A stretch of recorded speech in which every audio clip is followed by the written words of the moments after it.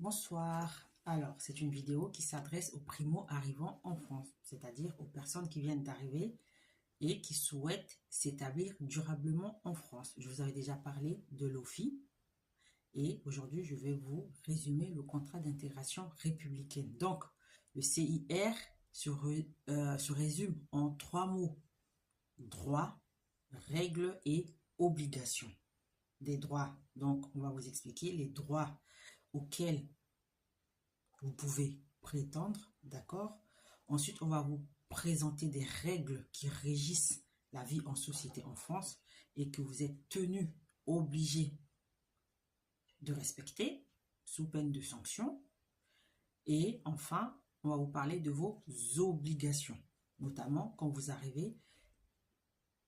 Vos obligations commencent par le parcours d'intégration. Donc, lorsque vous allez être convoqué à l'OFI, vous aurez 2 entretiens. Le premier, c'est un entretien d'accueil personnalisé qui a pour but d'évaluer vos besoins, de vous prescrire des formations si nécessaire et ensuite de vous orienter selon votre situation individuelle. Donc, il va commencer ce parcours par la formation civique obligatoire qui est d'une durée de 24 heures. Et ces 24 heures sont réparties sur 4 jours. D'accord ? Et pendant cette formation civique, on va vous parler de la France en général, de la vie en société, de quelques notions de base, d'accord? Par exemple, de l'emblème de la République, le drapeau tricolore, bleu, blanc, rouge, la devise de la France, liberté, égalité, fraternité.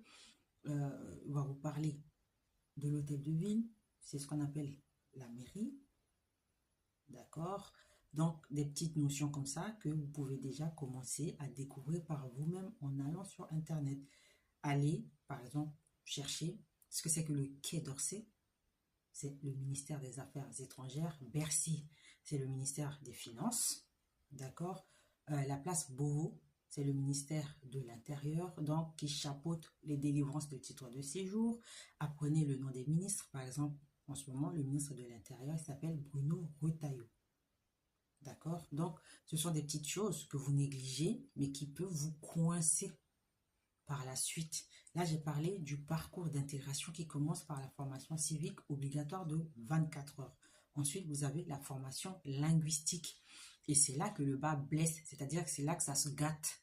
Parce que, comme je l'ai déjà expliqué, vous avez un référentiel européen, c'est-à-dire un cadre européen commun de référence pour les langues.